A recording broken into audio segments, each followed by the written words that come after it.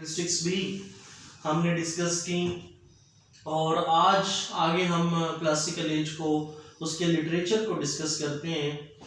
तो classical as को हम 2 पार्ट्स में डिवाइड करते हैं क्योंकि एक बड़ी एज है।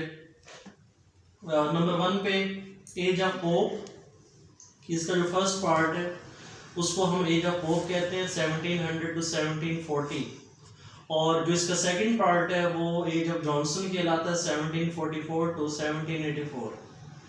तो जो एज ऑफ पोप है, classical rules and ideals reigned supreme, मतलब जो क्लासिकल जो एज है उसका ये अरूज था और क्लासिकल रूल्स इसमें मतलब बहुत एंथुजियास्टिकली फॉलो किए जा रहे थे।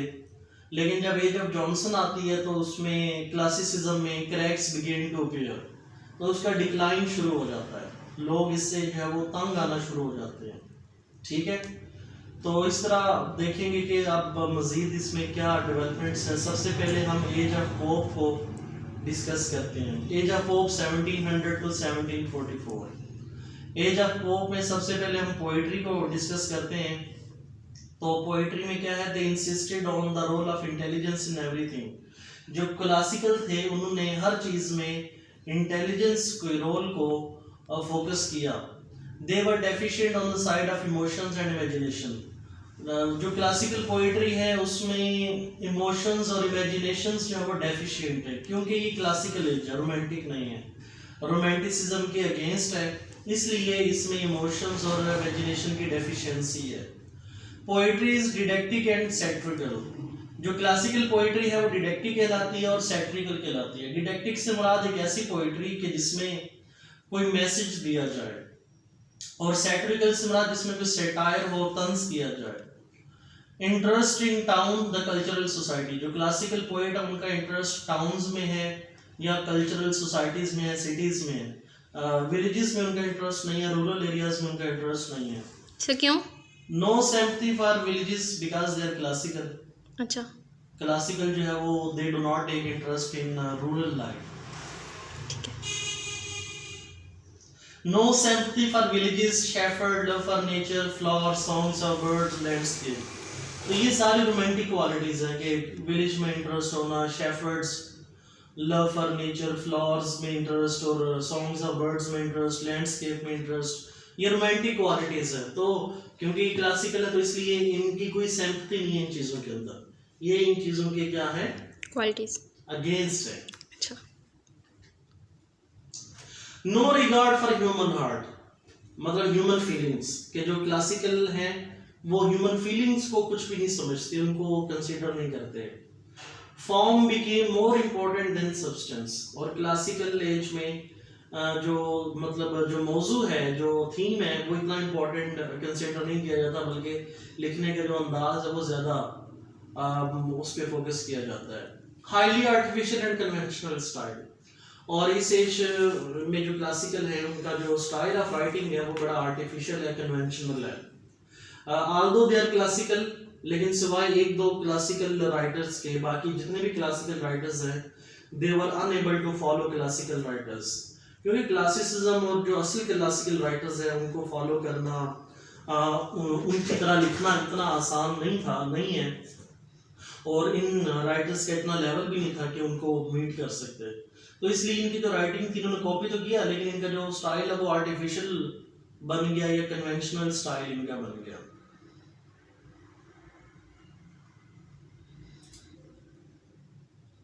आगे चले जी, तो ये जर्नल कैरेक्टरिस्टिक्स हैं पोएट्री की। आगे है जी अलेक्जेंडर पोप। अब इस एज के जो सबसे बड़े पोएट हैं उनका हम जिक्र करते हैं। Alexander Pope, who is the greatest poet at that age. 1688 से लेकर 1744 तक ये इनका ड्यूरेशन है। He was son of a cloth merchant, had tuberculosis of bone at age of 12। कि जब ये 12 साल के थे तो इन्हें जब वो हड्डियों का जो टीबी है वो हो गया, मतलब इस वजह से इनकी सेहत बहुत कमज़ोर थी। अगर हम कमज़ोर बीमार से ये पर्सनैलिटी थे। इनको प्रिंस ऑफ क्लासिसिज्म भी कहा जाता है, ये इनको टाइटल दिया गया प्रिंस ऑफ क्लासिसिज्म, और ये टाइटल इनको प्रोफेसर एटन ने दिया था। Prince of classicism. He was basically Catholic, intellectual and ambitious. अगर इनकी राइटिंग को देखें तो ये अगर इनके रिलीजन को पहले देखें तो ही वॉज ए कैथलिक, मतलब ओवरऑल सोसाइटी प्रोटेस्टेंट है। एंड अलेक्जेंडर पोप क्या है, ही इज़ कैथलिक। मतलब क्या है कि ये अपने एज के अगेंस्ट जा रहे थे, अपने लोगों के अगेंस्ट जा रहे थे, इस वजह से इन्हें सफ़र भी बहुत करना पड़ा। लेकिन ये बहुत इंटेलिजेंट थे, हाईली इंटेलेक्चुअल पर्सनैलिटी थे, एम्बिशियस, और काम करने का इनमें बहुत ज़्यादा जुनून था। कैथलिक होने से इनको बड़े नुकसानात हुए, जैसा कि when a law was passed forbidding Catholics to own a house within 10 miles of London, the Pope moved settling in Windsor Forest west of London। मतलब आप देखें कि कैथलिक्स के खिलाफ क्या क्या किया गया, कि एक लॉ पास हुआ, और ये लॉ पास हुआ लंदन के अंदर, इंग्लैंड के अंदर, कि जितने भी कैथलिक्स हैं वो शहर के अंदर नहीं रह सकते, शहर से बाहर 10 मील के फासले पे रहेंगे। तो इस लॉ के पास होने से जो अलेक्जेंडर पोप है उन्हें भी लंदन शहर छोड़ना पड़ा, और फिर उन्हें एक विंडसर फॉरेस्ट जंगल के अंदर इन्हें शिफ्ट होना पड़ा, लंदन के वेस्ट में। मतलब देखें कि कैथलिक्स के साथ क्या सलूक किया जाता था। कैथलिक्स को not go to university, Catholics जो यूनिवर्सिटी नहीं जा सकते थे, वोट और हैव पब्लिक पोजीशन, ना उनके पास वोट का राइट था और ना ही उनके पास कोई पब्लिक पोजीशन, कोई सरकारी नौकरी हासिल करने का राइट था। And were taxed and penalized in other ways, और मुख्तलिफ तरीक़ों से उन पर टैक्स और मुख्तलिफ जुर्माने जो वो आयद किए जाते थे, मतलब कैथलिक होने की सज़ा दी जाती थी। By cultivating his talent pope overcame these disadvantages. और ये लेकिन जो पोप थे उन्होंने ये सारी चीज़ें फेस की, लेकिन अपने टैलेंट की वजह से ये सारे डिसएडवांटेजेस जो है वो उन पे कवर किया, उनको ओवरकम किया, और उनके खिलाफ लड़े।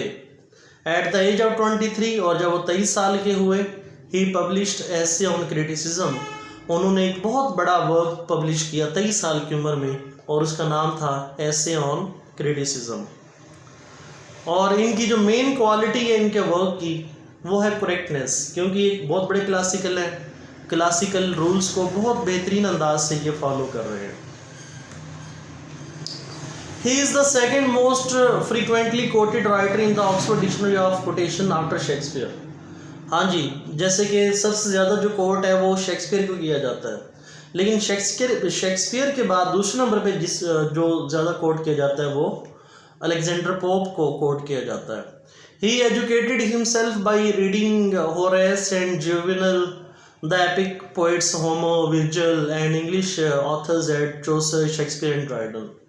तो इनको क्योंकि स्कूल में एडमिशन पे और यूनिवर्सिटी में एडमिशन पे पाबंदी थी कैथलिक होने की वजह से, तो इन्होंने बड़े बड़े राइटर्स को पढ़ा, वहाँ से तालीम हासिल की, होरेस को पढ़ा, और Homer, Virgil, Chaucer, Shakespeare, Dryden, ये बड़े बड़े राइटर्स को पढ़ा इन्होंने। Jonathan Swift called Pope as paper saving Pope. Paper saving Pope से क्या मुराद है कि मतलब ये इनकी जो राइटिंग है बड़ी शॉर्ट है, एग्जेजरेशन नहीं करते, टू द पॉइंट लिखते हैं, पेपर बचाते हैं, और कोटेबल क्वालिटी है, टर्सनेस है, इसलिए इनको पेपर सेविंग पोप जो है वो कहा जाता है। Pope could fix in 1 couplet more sentence than I can do in 6 by Doctor Johnson. Doctor Johnson ने जैसे कहा, डॉक्टर जॉनसन ने ये बहुत बड़ी बात की है कि जो एक बात मैं 6 लाइनों में कहता हूँ, पोप वही बात 1 लाइन में कह सकते हैं, ठीक है, इसलिए इनको पेपर सेविंग पोप कहा जाता है। In 1711 he wrote essays on criticism, or do not confuse with essay in criticism by Matthew Arnold।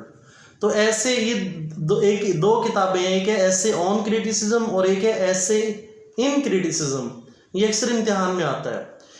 जो ऐसे ऑन क्रिटिसिज्म है वो पोप ने लिखा, और जो ऐसे इन क्रिटिसिज्म है वो मैथ्यू आर्नल्ड ने लिखा। दोनों प्रोज राइटर हैं, लेकिन जो पोप हैं वो इस एज से बिलोंग करते हैं, क्लासिकल एज से, और जो मैथ्यू आर्नल्ड है वो विक्टोरियन एज से बिलोंग करते हैं, ठीक है, दोनों प्रोज राइटर हैं। तो ये ऐसे ऑन क्रिटिसिज्म और ऐसे इन क्रिटिसिज्म, ये इसमें आपने कंफ्यूज नहीं होना।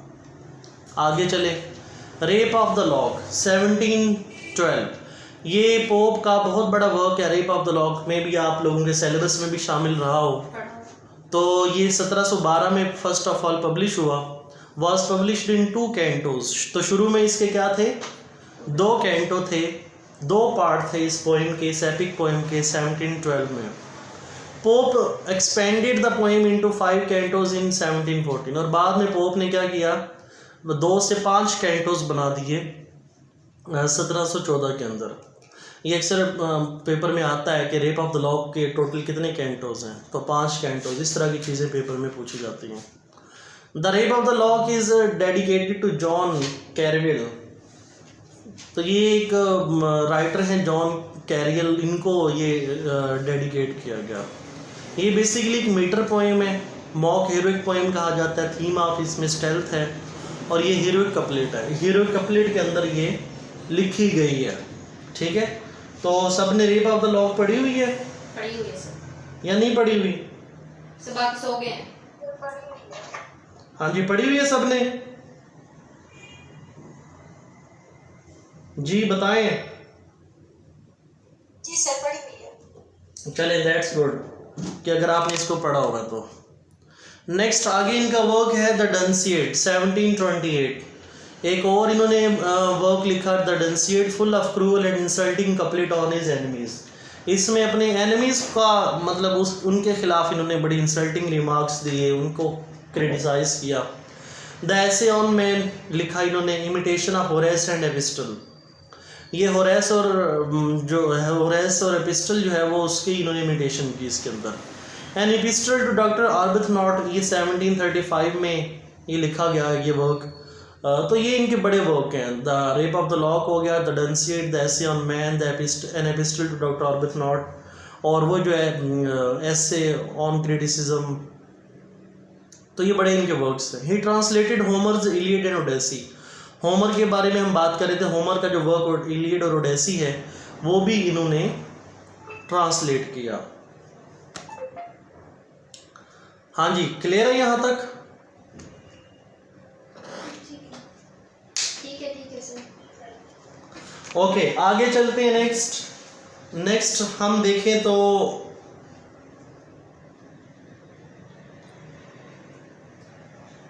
सब बाकी सो गए हैं जी। नेक्स्ट है जी minor poets of the age of Pope.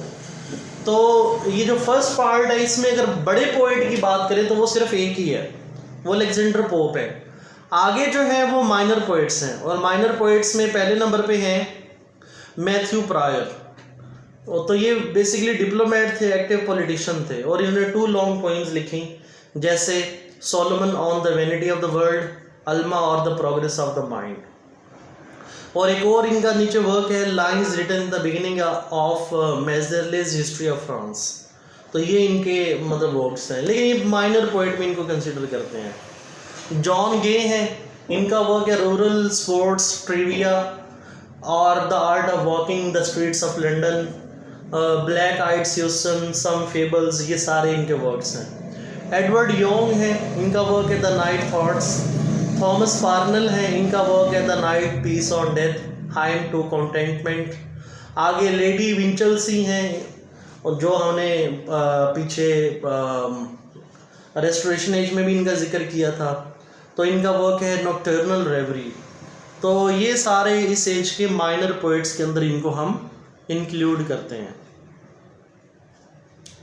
तो यहाँ पे इस एज की जो पोइट्री है वो कंप्लीट हो जाती है। तो पोइट्री को हमने यहाँ पे क्लोज कर दिया। अब आगे चलें prose of the age of Pope. कि एज ऑफ पोप में जो प्रोज है वो उसका क्या स्टेटस था।